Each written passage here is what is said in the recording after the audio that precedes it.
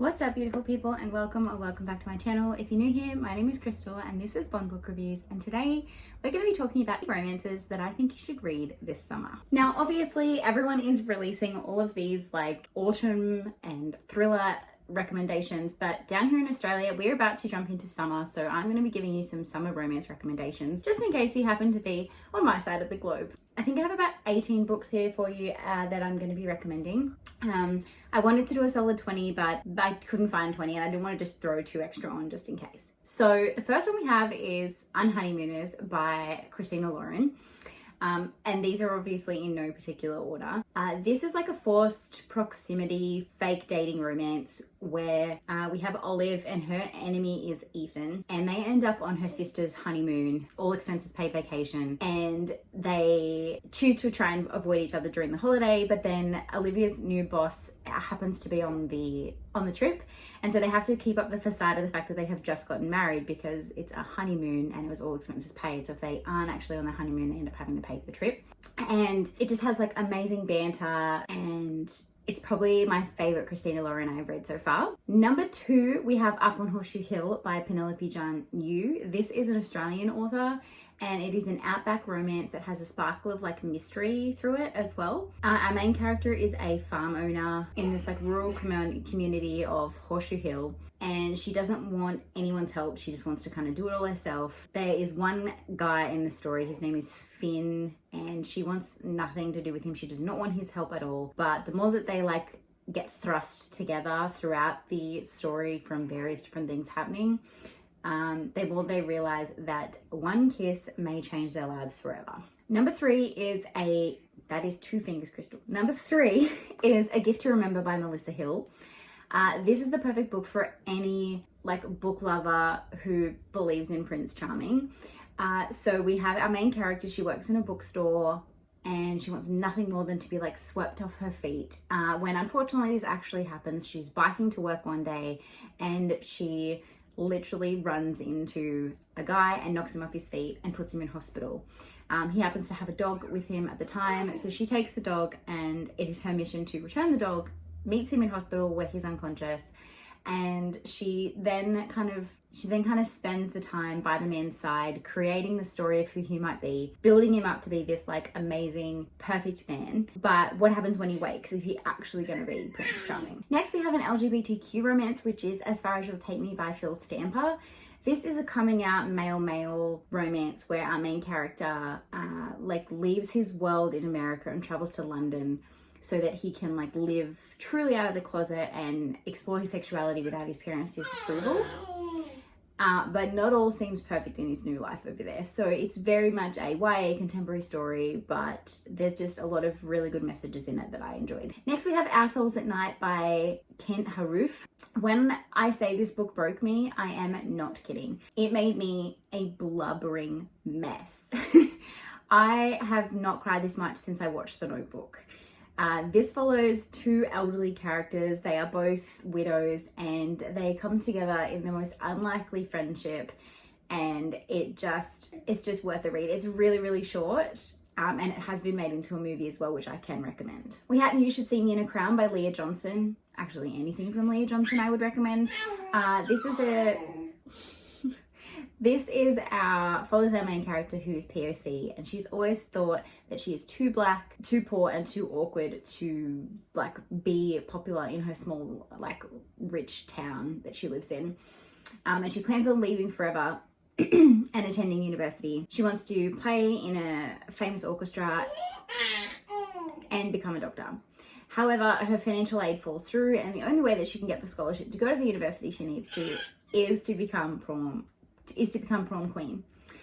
So the only person who gets in the way of her ability to become prom queen ends up being the person that she like falls in love with. So she falls in love with the competition, and it's just really funny. There's some good banter in there, some great messages about POC representation and the struggles that they go through, and yeah, it's just really good. Love and Other Words by Christina Lauren. This is the hardest book to describe without making it sound like absolute crap. Even the description on Goodreads makes it sound corny. but the way that Christina Lauren writes makes you feel everything about the characters. It's like, I can see why the writing makes it loved by so many, and it is well worth the read. I only have vague memories of the actual plot of this book, but I just remember the way that it made me feel, and that is why I recommend it to you. We have The Improbable Theory of Anna and Zach. This is by far one of my favorite reads of all time. It has made me laugh out loud, grin from ear to ear, and hold on to the edge of my seat all in one. It's very YA, I will warn you that, but in all the best ways. It's kind of like an enemies to lovers book that follows teenagers Anna and Zach, and they're away at Quiz Bowl, and then Anna's little brother sneaks away to like this nerd geek fest Comic-Con thing, and now, I don't know if you heard that, I'm sorry, the baby just farted. And now Anna and Zach must team up together to like go and get him back before curfew. And of course, this leads to them becoming closer together rather than enemies. Very good. The banter is just like on point. Next we have Flatshare by Beth O'Leary. If you've been on this channel for a while, you'll know that I really enjoyed this one. Pretty much Tiffy and Leon share a flat, Tiffy and Leon share a bed, and they have never met. So they decided to do a flat share because Tiffy needs a cheap place to live really quickly, and Leon works night shifts and needs money. He has it during the day while she's at work, and then the rest of the time she has the apartment. And the only way they communicate is through like little post-it notes that they leave around the apartment. And there's like drama, there's like a meet cute, it's really, really good. So 100% check that one out. The banter in it, can you tell I like banter in a romance? The next one on this list is Ugly Love by Colleen Hoover. I will 100% preface this by saying check out the trigger warnings for this one. But it does follow Tate and Miles, and they have this like fun sex agreement, I guess you could say. It's like a sex buddy relationship, and it only has 2 rules. Don't ask about my past and don't expect a future. And pretty much the rules get broken and ugly love happens. Like, that's all you really need to know, but it is amazing. But definitely check out the trigger warnings. We have Heartstopper by Alice Oseman. This is a boy meets boy, boy becomes friends with boy, boy falls in love with boy graphic novel that is, it just hugs your heart, and it is great for anyone that is looking to add more LGBTQ romance to their shelves or experience a graphic novel. It's definitely a good beginner's graphic novel. It Sounded Better in My Head by Nina Kirkwood. This one made me laugh out loud. It is like, it follows like a fun teen romance with all of its awkwardness.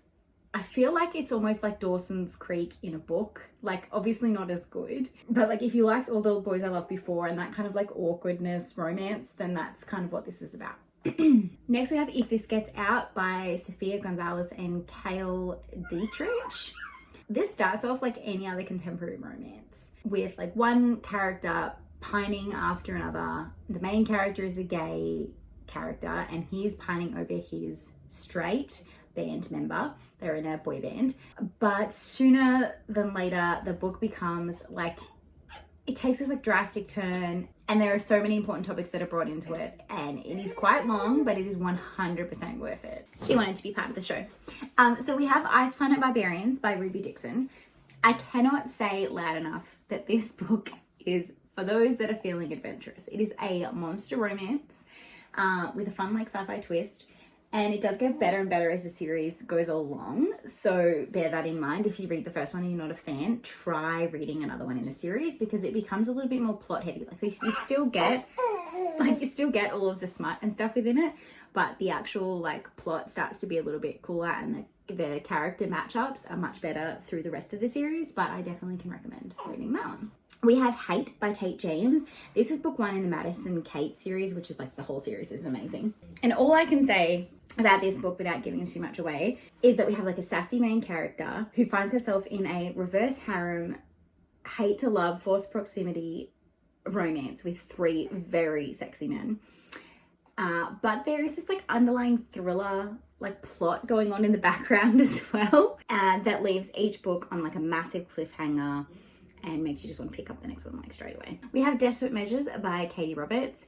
This is this is book 1 in the Wicked Villain series. and it is an Aladdin retelling, but Jasmine ends up with Jafar, and there are some triggers in this one, so definitely look those up. But it is definitely a dark romance, so be careful going into it. But the spice, 100%.